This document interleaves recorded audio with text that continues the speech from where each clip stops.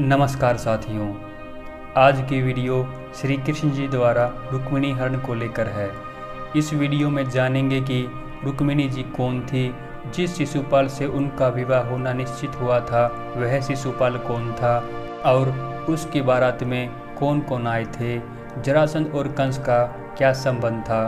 विवाह से एक दिन पहले श्री कृष्ण जी ने रुक्मिणी जी का हरण क्यों किया और कैसे किया। तो आइए वीडियो शुरू करते हैं। विदर्भ देश के राजा भीष्मक, जिन्हें हिरण्यरोमा और दक्षिणातेश्वर के नाम से भी जाना जाता था, कुंदिनपुर में रहकर राज किया करते थे। उनके 5 पुत्र तथा 1 पुत्री थी। पुत्रों के नाम थे रुक्मी, रुकमरथ, रुकमबाहु, रुकमकेश व रुकममाली। पुत्रों में रुक्मी सबसे बड़ा था और उनकी पुत्री जो विदर्भ की राजकुमारी थी उनका नाम रुक्मिणी था। माना जाता है कि रुक्मिणी जी साक्षात भगवती लक्ष्मी जी का अवतार थी। उस समय पृथ्वी पर उनके रूप की समानता करने वाली दूसरी कोई भी नारी नहीं थी। रुक्मिणी जी महल में आने वाले लोगों से श्री कृष्ण जी का परिचय सुना करती थी और श्री कृष्ण जी को चाहने लगी थी।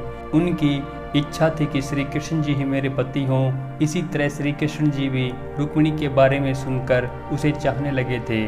उन्होंने उसके परिवार से रुक्मिणी जी के लिए याचना की, परंतु श्री कृष्ण जी से द्वेष के कारण रुक्मिणी ने उनकी याचना स्वीकार नहीं की। जबकि रुक्मिणी के अन्य भाई चाहते थे कि हमारी बहन का विवाह श्री कृष्ण जी से हो, परंतु रुक्मिणी ने शिशुपाल को ही अपनी बहन के योग्य वर समझा। जरासंध ने भी शिशुपाल के लिए रुक्मिणी की याचना की। रुक्मी के पुत्र स्नेह के कारण भीष्मक ने रुक्मिणी का शिशुपाल के लिए वाग्दान कर दिया। शिशुपाल जो चेदी के राजा सुनीत का पुत्र था। सुनीत को दमघोष के नाम से भी जाना जाता था। शिशुपाल की माता का नाम श्रुतसर्वा था, जो कि वासुदेव की बहन थी।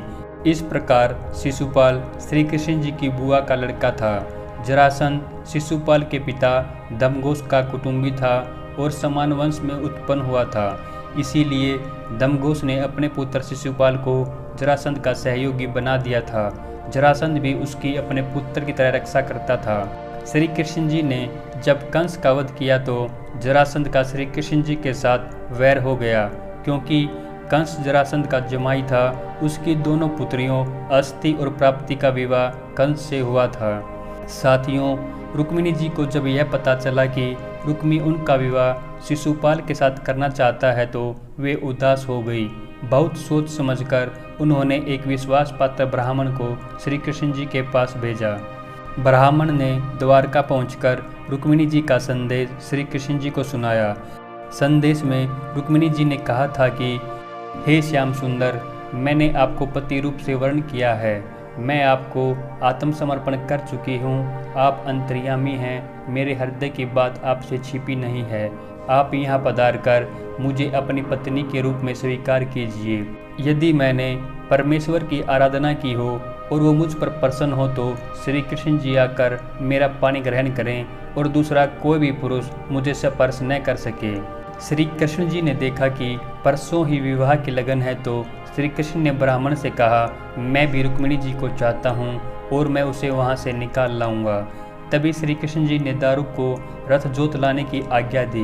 दारुक 4 घोड़ों वाला रथ जोत कर ले आया। श्री कृष्ण जी पहले ब्राह्मण को रथ में चढ़ाकर फिर स्वयं भी रथ पर सवार हुए और शीघ्रगामी घोड़ों के साथ एक ही रात में विदर्भ देश जा पहुँचे। उस दिन शिशुपाल की भी बारात कुंदिनपुर आ गई थी। भीष्मक ने आगे आकर उनका स्वागत सत्कार किया। बारात में जरासंध, दंतवक्तर, राजा भगदत्त, सल, सालव, बुरीसर्वा, विदुरथ, पौंड्रक आदि राजा थे। ये सभी के सभी श्री कृष्ण जी के विरोधी थे। श्री कृष्ण जी के आने की आशंका से ये पूरी सेना को लेकर युद्ध की तैयारी के साथ आए थे।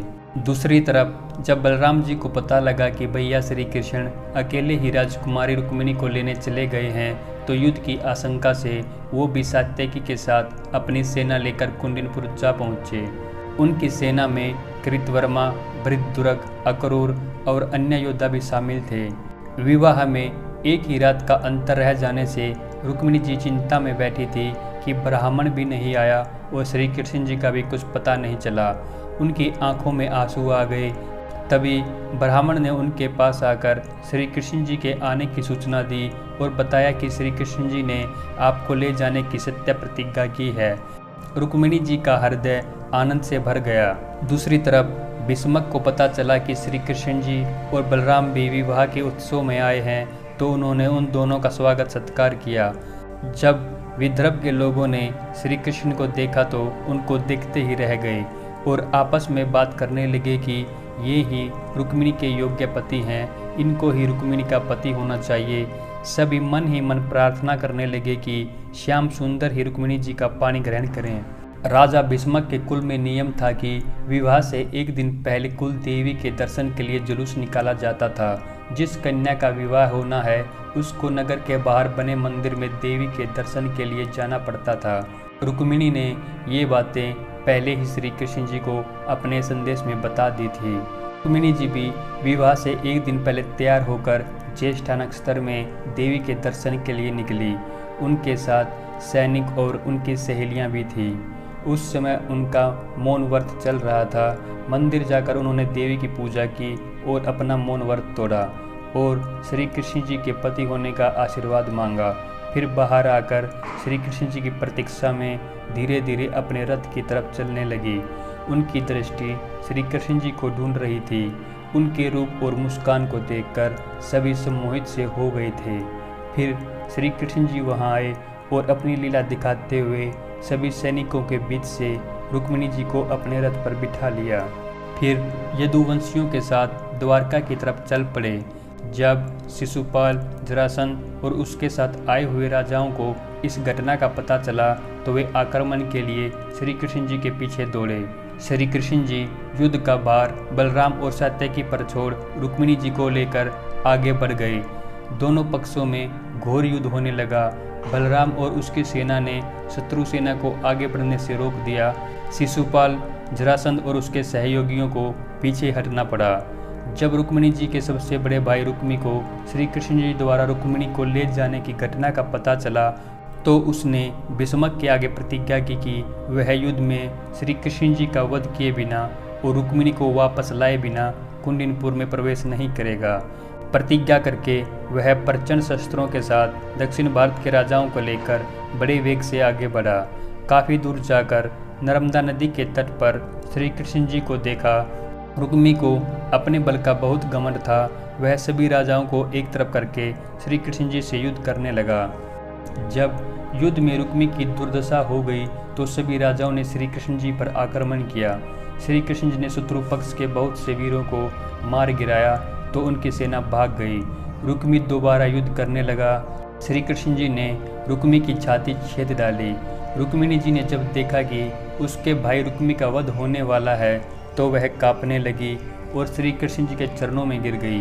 भगवान श्री कृष्ण रुक्मिणी जी की दशा देखकर करुणा से द्रवित हो गए और रुक्मी को मार डालने का विचार छोड़ दिया। परंतु रुक्मी अभी भी श्री कृष्ण जी का अनिष्ट करना चाहता था तो श्री कृष्ण जी ने उसको बांधकर उसकी दाढ़ी मूंछ मूंड दी। तब तक बलराम जी भी आ गए थे। रुक्मी की इस अवस्था पर उनको दया आ गई और उसे खोल दिया। श्री कृष्ण जी को बोले, यह कार्य निंदनीय है तथा वध करने के समान ही है। उन्होंने रुक्मिणी जी से क्षमा मांगी और सभी द्वारका चले गए। वहां जाकर श्री कृष्ण जी ने विधि पूर्वक रुक्मिणी जी का पानी ग्रहण किया। उधर रुक्मी प्रतिज्ञा टूट जाने के कारण और लज्जा के कारण कुंडिनपुर वापस नहीं लौटा। उसने अपना एक नया नगर बसाया जिसे भोजकट के नाम से जाना गया। साथियों, वीडियो कैसी लगी कमेंट ज़रूर करें और चैनल सब्सक्राइब करना न भूलें। मिलते हैं जल्द ही एक और नई वीडियो के साथ। धन्यवाद।